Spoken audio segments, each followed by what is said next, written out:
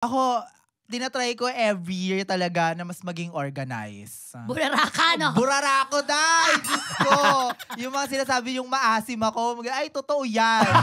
Hindi naman. Siyempre sa paglalabas, siyempre, atake. Pero pag uwi ko ng bahay, Diyos ko, ay, doon mo makikita talaga yung tunay na ako. Si Sasa lang ang video na naaamoy mo rin. Yes! Yung pagka nakita, napanood mo, parang alam ko yung amoy neto ngayong mga oras na ito. Your Honor, pasmado bibig mo, Your Honor. Order! Order! Guys, gusto ko lang sabihin na nung GMA Ball, ang ganda naming dalawa. Correct! Okay? Oo nga. Nasa sulok lang kami ni Mars. Yes. Tapos ang mga bibig namin hindi bagay sa kasuotan namin.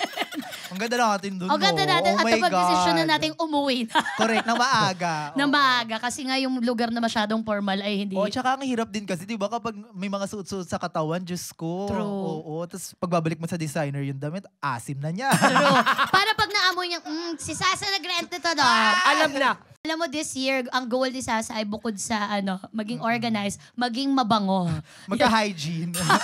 Para di na ako pa-virgin. Binisip na mag-hygiene. Okay.